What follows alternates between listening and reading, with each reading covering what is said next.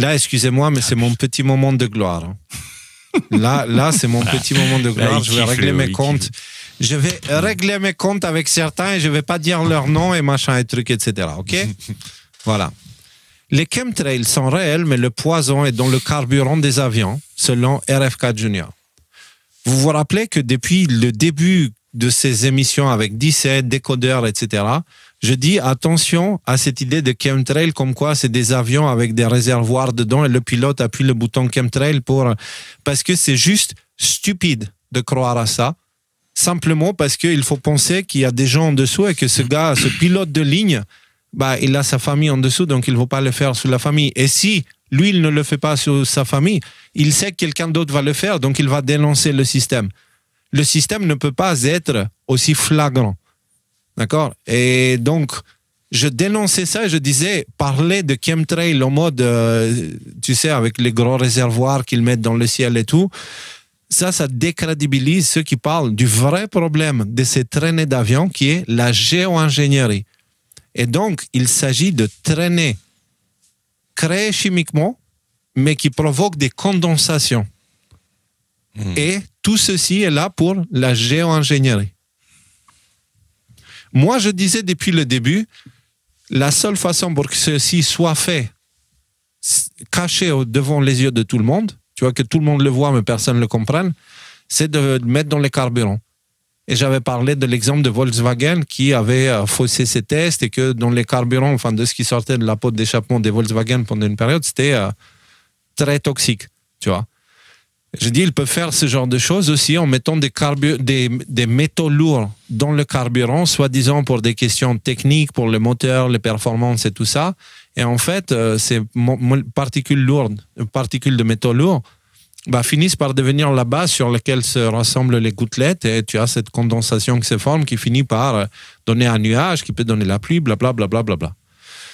Donc, après, du coup, l'empoisonnement est un effet secondaire en fait du phénomène, quoi. Puisque bon, je veux dire, les métaux lourds tombent dans la pluie, ils finissent quand même dans le sol, voilà. Mais ce n'est pas le truc où tu as quelques méchantes personnes qui sont je vais empoisonner les humains et je vais leur mettre du poison dans l'air. Et en fait, un avion qui lâche des caisses et que les humains ont des ça, ils le font, mais ils font plus ça dans la bouffe, quoi. Enfin, je veux dire, voilà, petite.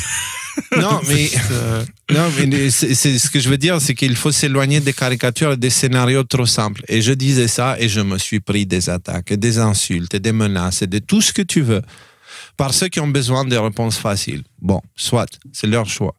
Moi, maintenant, je viens et j'emmène RFK, que tout le monde m'a sorti dans la gueule dès qu'il a parlé de chemtrail et RFK. Tout le monde a dit « Ah, Léo, tu vois, tu croyais pas au chemtrail, etc., etc. Et regarde, RFK, il en parle. » Et je dis « Ouais, mais tu es sûr qu'il parle des avions avec le bouton chemtrail dessus ou il parle d'autre chose ?» « Non, il parle des avions chemtrail avec le bouton blabla. » Ok, regardons ce qu'a déclaré RFK il y a quelques jours. Je m'appelle Emily et ma plus grande préoccupation est les injections d'aérosols stratosphériques qui sont continuellement dispersées sur nous chaque jour. Du brome, de l'aluminium, du strontium, c'est pulvérisé dans nos cieux toute la journée. Comment pouvons-nous l'arrêter? Demande une personne dans le public. Et RFK qui répond.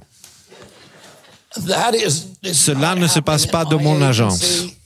Vous savez, nous ne faisons pas ça. Ça fait, nous pensons, par la DARPA. Et beaucoup de cela provient maintenant du carburant des avions. Donc, vous savez, ces matériaux sont mis dans le carburant d'avion. Je vais faire tout ce qui est dans mon pouvoir pour l'arrêter. Nous ferons venir quelqu'un qui va se concentrer uniquement sur cela, découvrir qui le fait et les tenir responsables. Je remets juste cette partie-là, excusez-moi, je dois. C'est fait par la DARPA. Et beaucoup de cela provient maintenant du carburant des avions. Vous savez, ces matériaux sont mis dans le carburant d'aviation.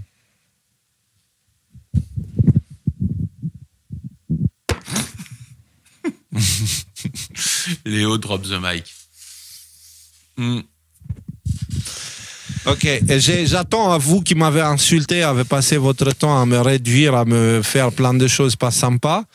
J'attends vos messages d'excuses. Je vous attendrai. Pas d'excuses, mais de pardon, parce que je veux pas d'excuses. C'est la seule excuse, c'est parfois vaut mieux rien dire que dire des conneries. Donc voilà. Mais c'est intéressant parce qu'il n'a pas du tout nié l'affirmation de la femme, c'est-à-dire qu'il n'a pas rejeté l'affirmation de la femme. Il a dit mais c'est pas ça, il a confirmé l'affirmation de la femme et il a dit que ce phénomène se produit à travers des métaux lourds qui sont mis et des éléments chimiques qui sont mis dans le carburant. Genre, j'étais le seul, littéralement le seul à défendre ces théories sur Internet. Le seul, il n'y a personne d'autre.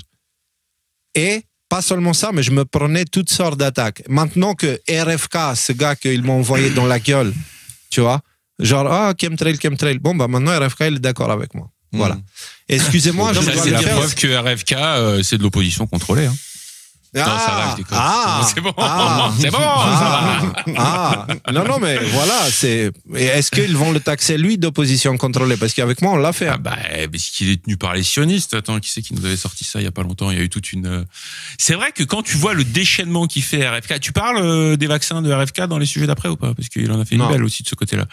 Non. Bon, ok, je le mentionnerai vite fait. Mais, comment dire... Vous vous souvenez, il y a quelques semaines, on a des gros comptes de la résistance américaine, entre parenthèses, notamment Ian Carroll et comment il s'appelle, la blague? Candice Owens, qui sont tombés sur RFK et d'un coup d'un seul, il est tenu par les sionistes, c'est un agent du Mossad, etc., etc. Ouais. Juste avant qu'il nous balance, mais je veux dire là, il nous a balancé rien que depuis tout à l'heure, trois bombes nucléaires de... C'était pas ça la semaine que Q nous avait dit, vous allez voir, accrochez-vous à vos chaussettes là parce qu'il va se passer des trucs. C'était je sais pas, mais en tout cas, il fallait être accroché à ses chaussettes cette semaine, ça c'est clair. Ouais. Et donc juste, puisque t'en parles pas, je vais le mentionner vite fait. Là, RFK, il impose que maintenant les nouveaux vaccins soient soumis à des tests comparatifs avec un placebo, ce qui n'était pas le cas jusqu'à présent. Donc tous les zététiciens qui nous disaient regardez, la chloroquine ça marche pas parce que Raoul dans son méthodologie il a fait une erreur, là il manque une virgule et tout ça, en fait soutenaient les vaccins qui eux n'étaient jamais comparés à des tests pour placebo, du genre toi je te mets de l'eau, toi je te mets un vaccin. Est-ce qu'on a les mêmes résultats? Est-ce qu'on a les mêmes en termes de protection, en termes d'effets secondaires, en termes de santé publique, en termes de gens qui en meurent pour des raisons diverses directement après les injections? Et voilà. Et donc là, RFK vient d'imposer que les vaccins soient maintenant aux États-Unis comparés à des tests par placebo.